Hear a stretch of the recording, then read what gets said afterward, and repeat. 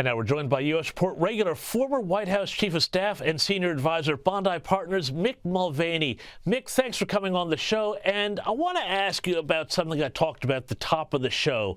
And that's basically that Republicans should not get complacent. There were a bunch of special elections, or by-elections as we call them, in the U.S. over the past week.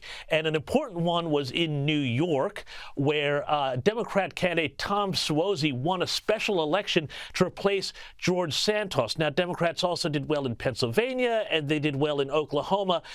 Mick, I'm a little concerned here because I remember the red wave back in 2022 that never happened.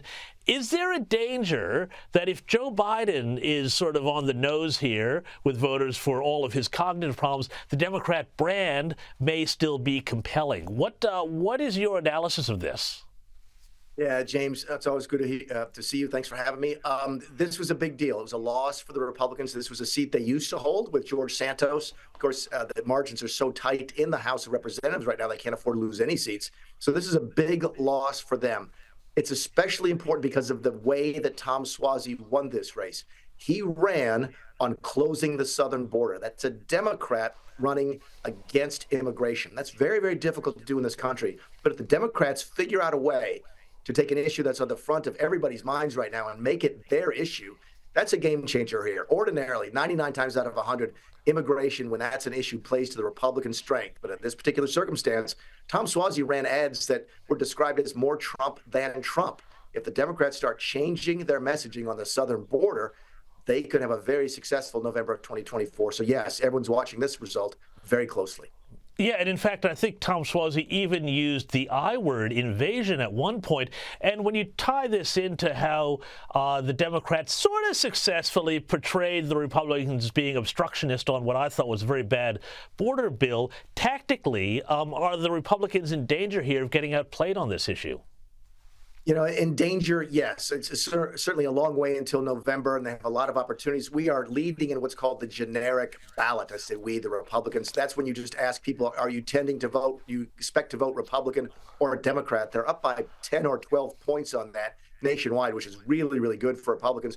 Put that in sort of in context. In 2010, during the massive Tea Party wave, that generic ballot was about 8% pro-Republican. So there's some good numbers for Republicans, but they are losing these special elections. Special elections are always outliers. They always have a chance. It's usually low turnout and huge sums of money. Nearly, I think, $50 million was spent on this single race. So it's not necessarily a trend, but it's certainly got everybody's attention.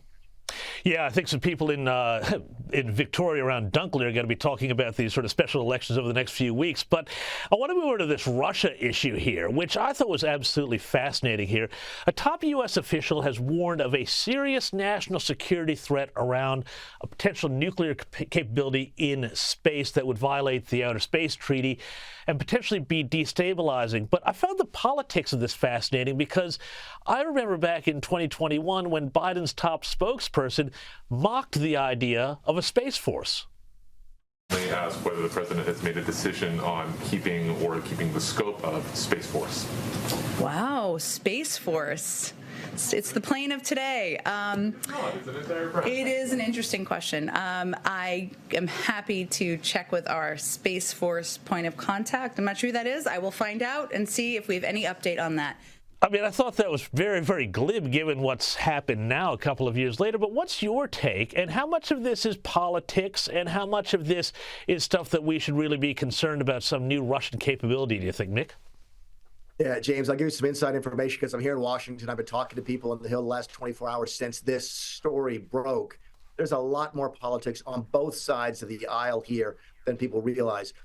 People are telling me this has more to do with the politics of the foreign aid bill, money for Ukraine and for Israel, and for the FISA bill, the Foreign Intelligence Surveillance Act, and that this was sort of promoted by a Republican pro-FISA, pro-Ukraine member to try and drive a discussion in favor of funding for Ukraine and for extending our Foreign Intelligence Act and so forth. So there's a lot of politics here on both sides of the aisle. By the way, in the last hour or so, the White House has confirmed that this does deal with nuclear capabilities of the Russians in outer space. It's a very serious deal. But we had I talked to a member of the House Republican Intelligence Committee yesterday, and he said he saw the exact same materials. It's important, but it's not immediately pressing. He said this is not a clear and present risk. So I think your gut feeling is probably right. This has more to do right now with politics than real capabilities.